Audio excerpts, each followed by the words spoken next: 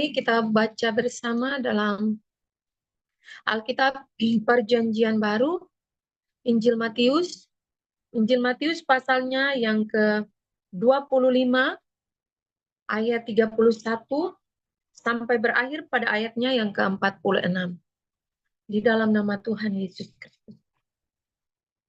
Apabila Anak Manusia datang dalam kemuliaannya dan semua malaikat bersama-sama dengan Dia, maka Ia akan bersemayam di atas tahta kemuliaannya.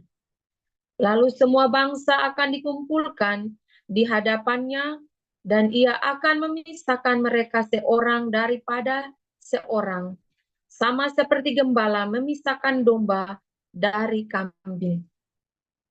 Dan Ia akan menempatkan domba-domba di sebelah kanannya dan kambing-kambing di sebelah kirinya.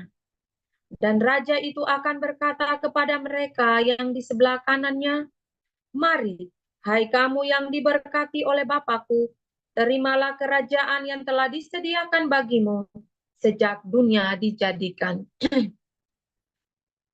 Sebab ketika aku lapar, kamu memberi aku makan. Ketika aku haus, kamu memberi aku minum. Ketika aku seorang asing, kamu memberi aku tumpangan. Ketika aku telanjang, kamu memberi aku pakaian. Ketika aku sakit, kamu melawat aku. Ketika aku di dalam penjara, kamu mengunjungi aku." Maka orang-orang benar itu akan menjawab dia, katanya, "Tuhan, bila manakah kami melihat engkau lapar, dan kami memberi engkau makan, atau haus, dan kami memberi engkau minum? Bila manakah kami melihat engkau sebagai orang asing, dan kami memberi engkau tumpangan, atau telanjang, dan kami memberi engkau pakaian? Bila manakah kami melihat engkau sakit, atau dalam penjara, dan kami mengunjungi engkau?"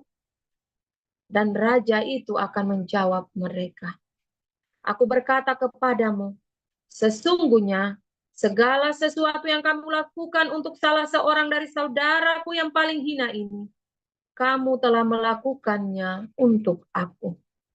Dan ia akan berkata juga kepada mereka yang di sebelah kirinya, "Enyahlah dari hadapanku, hai kamu orang-orang terkutuk. Enyahlah ke dalam api yang kekal, yang telah sedia untuk iblis dan malaikat-malaikatnya. Sebab ketika aku lapar, kamu tidak memberi aku makan. Ketika aku haus, kamu tidak memberi aku minum. Ketika aku seorang asing, kamu tidak memberi aku tumpangan. Ketika aku telanjang, kamu tidak memberi aku pakaian. Ketika aku sakit dan dalam penjara, kamu tidak melawat aku." Lalu mereka pun akan menjawab dia, katanya, "Tuhan, bila manakah kami melihat engkau lapar atau haus, atau sebagai orang asing, atau telanjang, atau sakit, atau dalam penjara, dan kami tidak melayani engkau?" Maka ia akan menjawab mereka, "Aku berkata kepadamu, sesungguhnya segala sesuatu yang tidak kamu lakukan untuk salah seorang dari yang paling hina ini, kamu tidak melakukannya juga untuk aku." Dan mereka ini akan masuk ke tempat siksaan yang kekal, tetapi orang benar ke dalam hidup yang kekal. Haleluya. Demikianlah firman Tuhan. Berbahagialah setiap kita yang bukan hanya mendengar saja, tetapi mau menjadi pelaku-pelaku firman dalam kehidupan kita hari lepas hari. Pertama-tama salam hormat saya sampaikan kepada ketiga pribadi Roh Bapa, Pak Iman Lahago, Pangeran Ilahi Jesus Christ, Pak Aditya Nugrahanto, mempelainya yang tercantik Roh Kudus, Roh Kebenaran, Ibu Fei Hamdani. Izinkan saya dengan penuh kerendahan hati manusia buta tuli dan telanjang ini menyampaikan apa yang disampaikan Roh kepada kita sekalian melalui firman-Nya dalam Matius 25. Saya sebenarnya sudah menyiapkan kesaksian dalam firman ini sudah 2 minggu, ya 3 minggu. Tetapi Roh Kudus menahan saya untuk menyampaikan ini, sebab ini adalah salah satu rahasia-rahasia yang ada dalam pengujian-pengujian iman pada saat ini kepada kita sekalian. Tetapi yang saya siapkan adalah firman yang lain, dan Bapak singkapkan bahwa saya harus menyampaikan firman ini.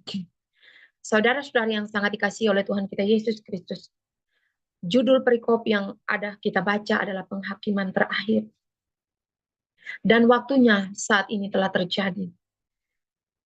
Di mana Tuhan Yesus Kristus itu sendiri telah datang ke tengah-tengah dunia ini memisahkan antara domba dan kambing.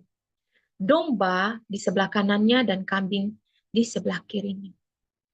Tuhan Yesus mau menjelaskan kepada kita, pribadinya kepada kita lewat pembacaan firman ini. Siapa pribadinya daripada Roh Alfa dan Omega itu? Ia adalah Allah yang mencintai. Ia adalah Allah yang benar-benar mencintai kita. Tidak seperti kita manusia yang penuh dengan berbagai macam kemunafikan. Kita mengasihi hanya karena mau dipuji, hanya karena ada embel-embel di balik, ada udang di balik batu. Tetapi gambaran daripada Matius 25 ini menjelaskan kepada kita, di mana Tuhan Yesus Kristus itu, ia sudah ada apabila anak manusia datang dalam kemuliaannya dan semua malaikat bersama-sama dengan dia, maka ia akan bersemayam di atas tahta kemuliaannya. Dan ia sudah memisahkan. Dan ia akan mendapatkan domba-domba di sebelah kanannya dan kambing-kambing di sebelah kirinya. Dan ia akan berkata, mari kepada domba-domba itu. Siapakah domba-domba itu? Mereka yang melakukan kehendaknya. Mereka yang memiliki karakter kehidupannya mencerminkan Kristus. Bukan saja kita percaya bahwa kita adalah orang Kristen, kita mengikut Yesus, kita mengenal Yesus dari dalam kandungan ibu, ketika kita lahir kita sudah mengenal Yesus, dan sampai detik ini kita sudah dewasa, sudah menikah, punya anak, dan sebagainya, bahwa kita akan selamat. Tidak, saudara. Siapakah domba-domba itu? Domba-domba itu ialah mereka yang dipilih sendiri oleh Bapa Sorgawi. Mereka yang sudah membasuh jubahnya, mereka yang menyangkal dirinya, mereka yang memikul salib, hidup di dunia ini, ditolak, menderita. Saudara-saudara, firman ini mengingatkan kita, di dalam Matius 12 ayat 7 bagian B dikatakan, yang kukehendaki ialah belas kasihan dan bukan persembahan. Ingat itu. Yang ku kehendaki ialah belas kasihan dan bukan persembahan. Bukankah aku kaya, aku punya semuanya? Apa yang aku butuhkan darimu? Yang engkau harus persembahkan adalah tubuhmu sebagai persembahan yang berbau harum di hadapan hadiratku. Saudara-saudara yang sangat dikasihi dalam Tuhan kita Yesus Kristus, firman ini menggambarkan kepada kita sekalian bahwa betapa pentingnya untuk kita ada melayani orang-orang yang terpinggirkan, orang-orang yang berkeluh kesah, orang-orang yang tidak dianggap oleh dunia ini. Karena Yesus menyamar di dalam orang-orang itu, saudara. Ia menjadi miskin. Kenapa, saudara-saudara? Saya dibawa ketika mempelainya, dalam kesaksiannya berkata bahwa yang meminta-minta, saudara, di sana Roh Kudus memberi pengertian pada kita. Karena anaknya sudah tidak memiliki kasih, tidak ada lagi kasih. Kasih yang sesungguhnya seperti apa? Yang pertama, kasihlah Tuhan Allahmu dengan segenap hatimu, dengan segenap jiwamu, dengan segenap akal budimu. Dan yang kedua, kasihilah sesamamu manusia seperti dirimu sendiri. Kasih kepada Allah otomatis akan tercermin ketika dalam kehidupan kita. Apapun itu, mau dikatakan orang apapun, mau dibuat orang apapun, ya kita itulah Bapa kita. Karakternya, apapun yang dibuat kita, ketika kita datang dengan penuh penyesalan, ia mengampuni dan merangkul kita dengan cinta kasih. Sebab ia Allah yang mencintai. Karena itu ia mau anak-anaknya yang telah dipisahkan yang menjadi domba-dombanya memiliki karakter Kristus dalam kehidupan mereka. Bukan hanya sebatas saya berkata saya mengasihi di bibir mulut, tetapi saya tidak melakukannya. Kenapa Tuhan katakan bahwa orang-orang miskin itu selalu ada dengannya, tetapi ia tidak selalu ada dengan kita. Karena mereka bergantung, mereka pagi, siang, malam, sore, mereka berseru-seru hanya kepada Tuhan, meminta pertolongan karena keadaan-keadaan mereka. Tetapi justru lalu kita memandang mereka dengan sebelah mata. Mengapa Tuhan begitu mengasihi mereka? Tuhan ada bersama-sama dengan mereka. Karena mereka mengandalkannya. Mereka tidak seperti kita yang bebal, angkuh jasmani dan rohani. Kita pikir kita mendapat pekerjaan, kita punya harta kekayaan yang mewah, kita punya gaji setiap bulan, dan kita bahkan beriman kepada mamon-mamon itu. Dan bukan lagi Tuhan yang kita andalkan. Sehingga apa? Pada waktu susah saja kita mencari Tuhan. Waktu kita bersenang-senang, kita melupakan Tuhan. Itu kebiasaan-kebiasaan yang sering kita lakukan, Bapak Ibu, saudara-saudara yang kekasih. Bahkan, saudara-saudara, Bapak sendiri mengajarkan saya ya, tidak ada sama sekali saya ditantang oleh suami saya untuk saya menabung selama ini. Tetapi Tuhan Yesus mengajarkan saya untuk saya tidak bisa dan tidak boleh anak-anak Tuhan bergantung hidupnya. Kalau kita punya tabungan dan kita punya apa-apa, kita akan berkata, oh saya punya ini. Tetapi ketika Bapak Ibu kita tidak punya apa-apa, itulah Bapak membawa kita untuk kita bisa merasakan orang-orang yang di pinggiran jalan, orang-orang yang di emperan-emperan, orang-orang yang di dalam penjara, orang-orang yang berkeluh kesah itu, yang ada di sana dengan mereka. Jangan sampai kita adalah bagian daripada kambing-kambing itu yang ditolak oleh Bapa. Karena kita telah melakukan, kita memberitakan firman, kita pergi beribadah, kita melakukan kewajiban-kewajiban agamawi kita, biar dipuji orang.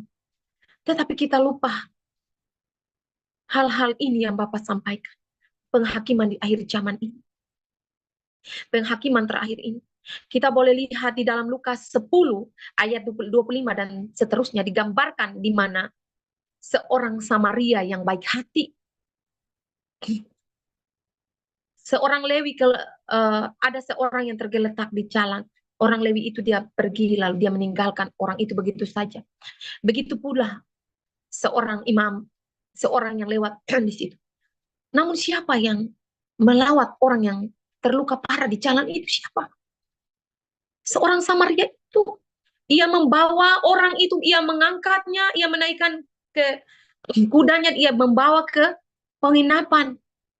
Ia melawat luka-lukanya, dan bahkan ia membayar di penginapan. Ia katakan kepada orang yang menjaga penginapan itu, jika masih kurang aku akan kembali dan aku akan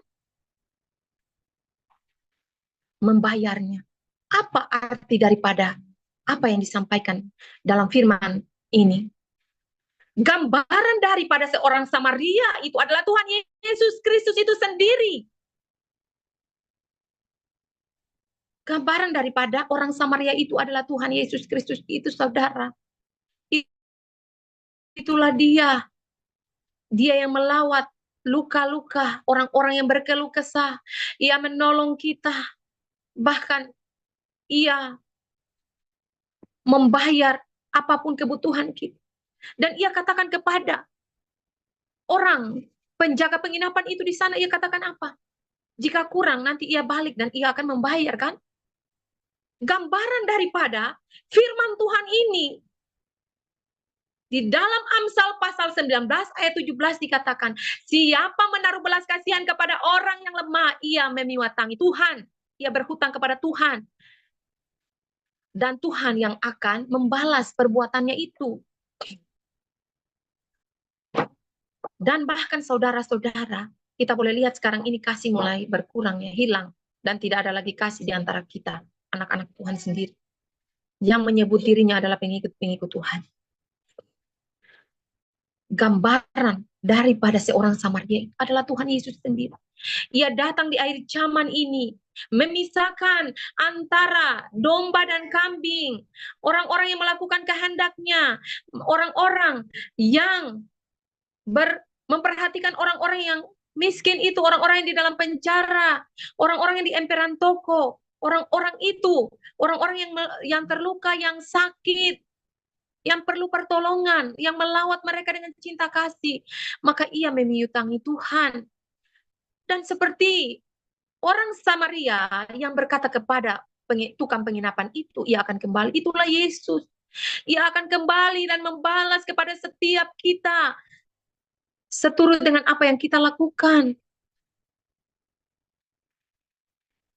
Bukankah ia katakan bahwa ia akan membayar? Dan itulah gambaran daripada Tuhan Yesus Kristus itu. Orang Samaria yang baik itu adalah gambaran dari Tuhan Yesus Kristus itu sendiri. Dan dua hukum yang pertama dan terutama, kita mengamalkannya dalam hati kita mencintai Tuhan. Berarti kita mencintai sesama. Kasihilah sesamamu manusia seperti dirimu sendiri. Dirimu sendiri. Dirimu sendiri. Bayangkan Bapak Ibu, jika kita adalah anggota tubuh Kristus, dan satu, misalnya, bagian-bagian tubuh, saya punya kepala sakit atau bagian lengan, luka, maka sekujur tubuh saya akan merasakan hal itu. Semua akan merasakan sakit. Begitu pula panggilan kepada anak-anak Tuhan yang menyebut dirinya pengikut Kristus, anggota tubuh Kristus. Kita adalah anggota-anggotanya, tetapi satu tubuh. Jika saudaramu lapar, saudaramu sakit, saudaramu dalam penjara, saudaramu berkeluh kesah, maka engkau juga akan merasakannya. Seperti dirimu sendiri yang mengalaminya.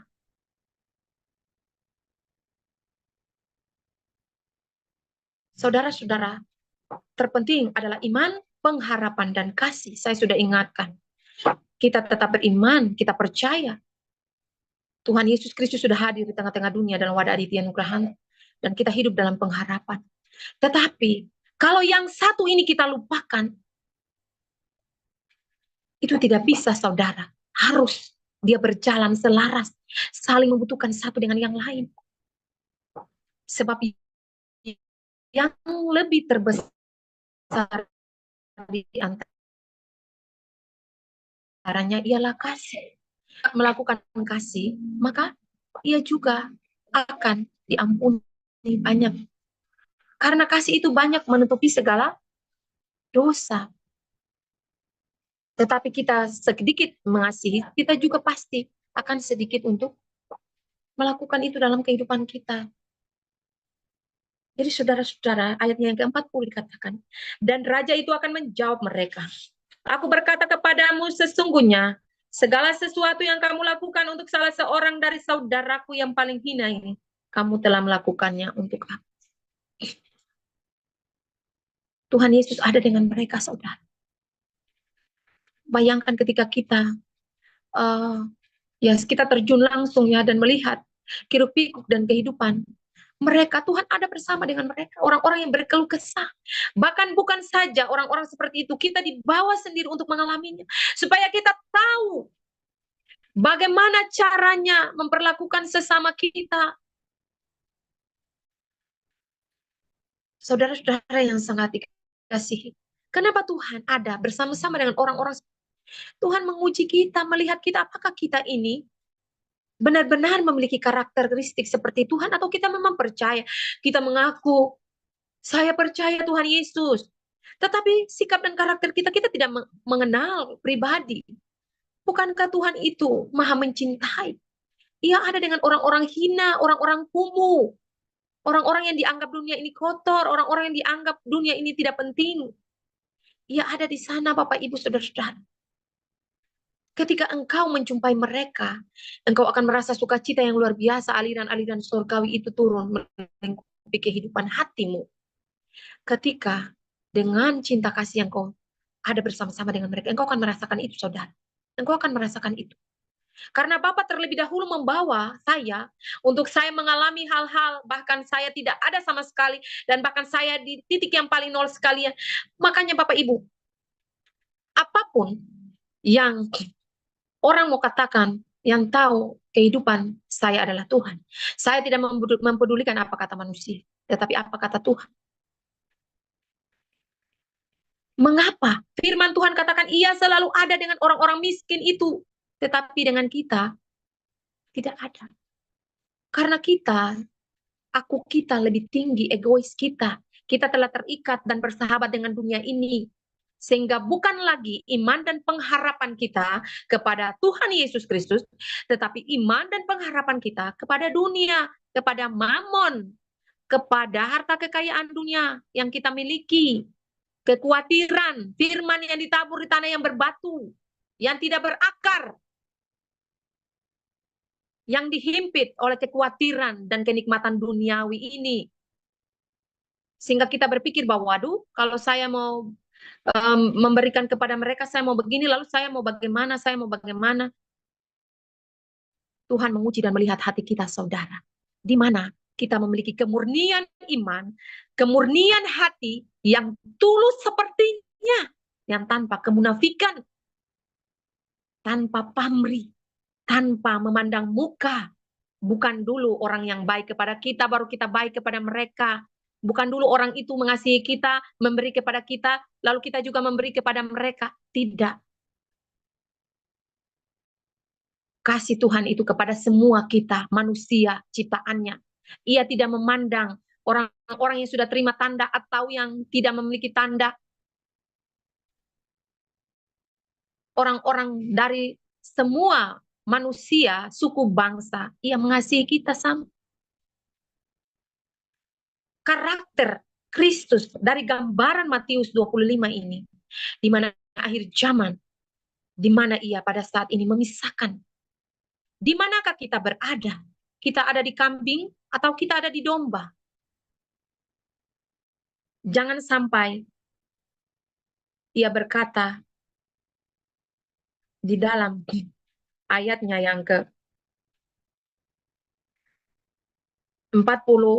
maka ia akan menjawab mereka, aku berkata kepadamu, sesungguhnya segala sesuatu yang tidak kamu lakukan untuk salah seorang dari yang paling hina ini, kamu tidak melakukannya juga untuk aku.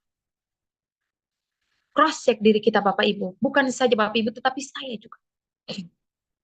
Kita cross check diri kita, hati-hati kita. Apa yang kita kumpulkan, apa yang kita ikat di dunia ini akan terikat di sorga. Apa yang kita lepaskan di dunia ini akan terlepas di sorga. Mengapa Bapak itu selalu tidak dalam kehidupan saya, Bapak menentang saya atau menghalangi saya dari sebuah kenikmatan-kenikmatan duniawi, hal-hal tentang mamon. Ya ada cukuplah untuk saya makan. Kalau berlebihan dari itu, karena apa? Papa tahu untuk saya, hati saya tidak terikat dengan semua itu.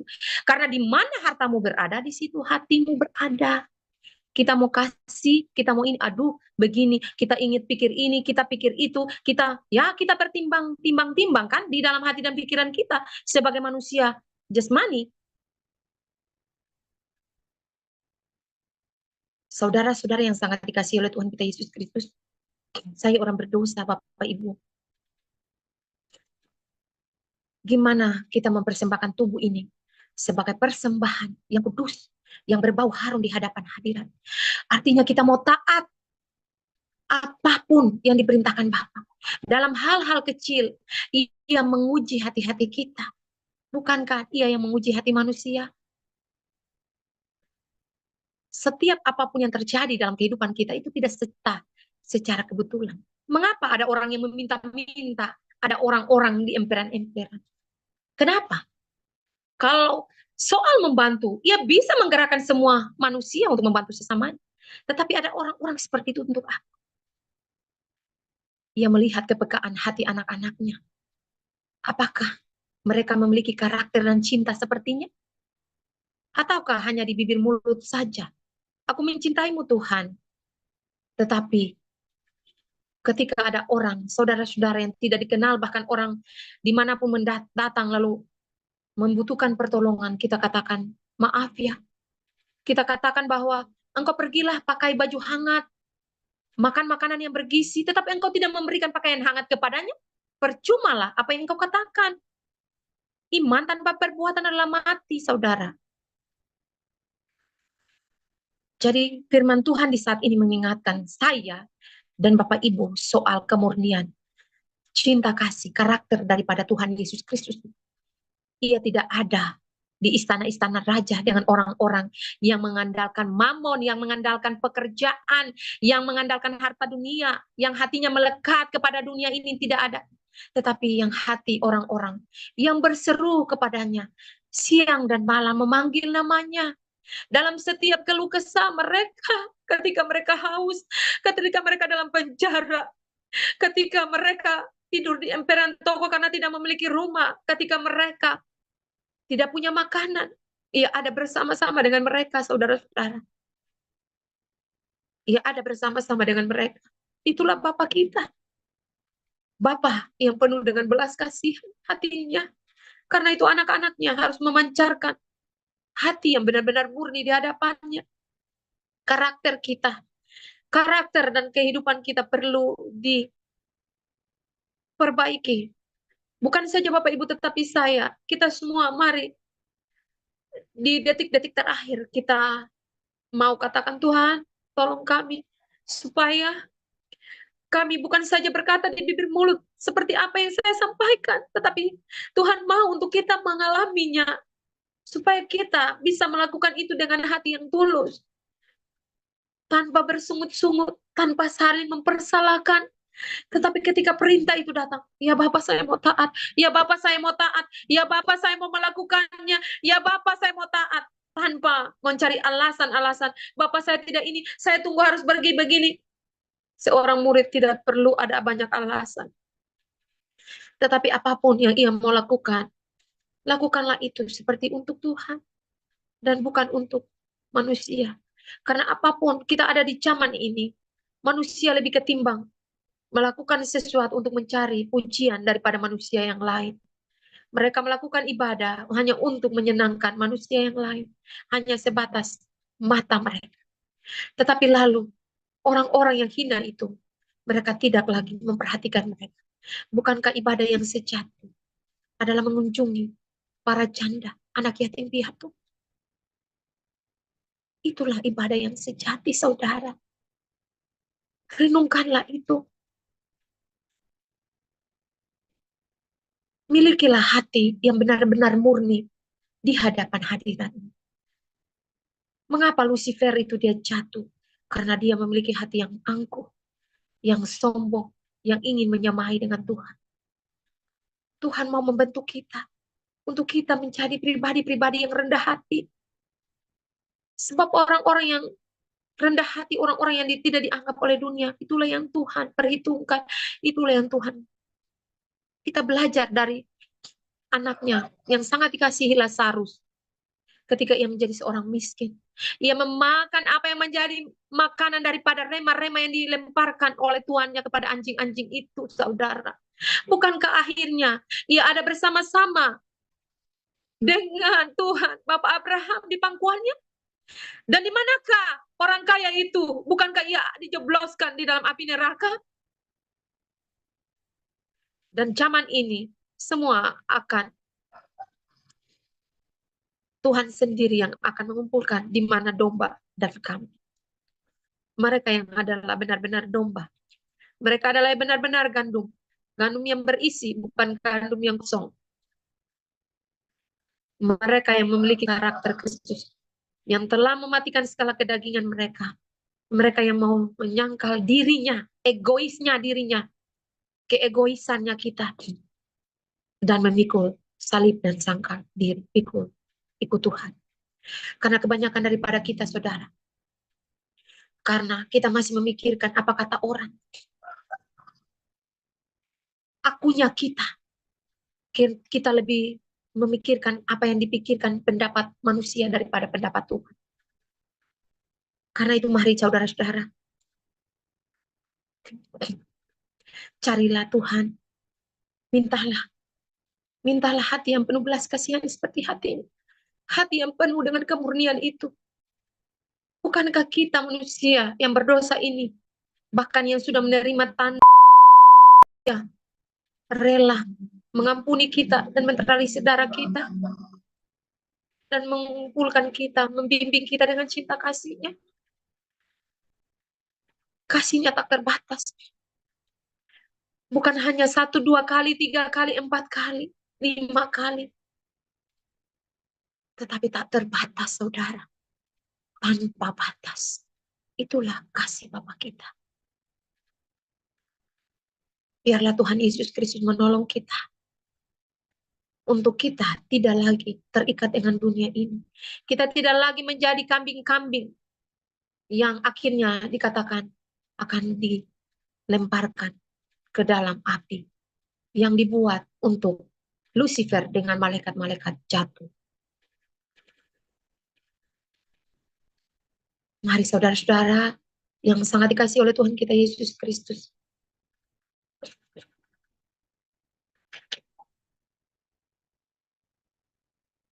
Ketika kita mengatakan bahwa kita semua adalah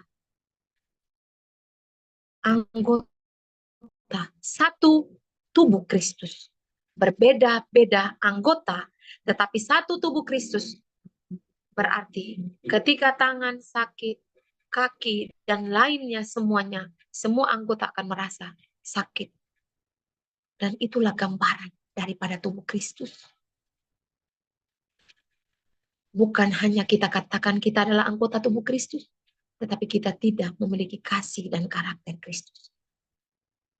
Biarlah Tuhan Yesus menolong kita dan mengartikan firman ini melalui Roh-Nya yang kudus, mengurapi setiap kita untuk mampu melakukan kehendak-Nya dari hari lepas hari. Segala pujian, segala keagungan, kehormatan hanya bagi Tuhan Yesus Kristus firman yang hidup, Roh Alfa dan Omega. Haleluya, haleluya, amin.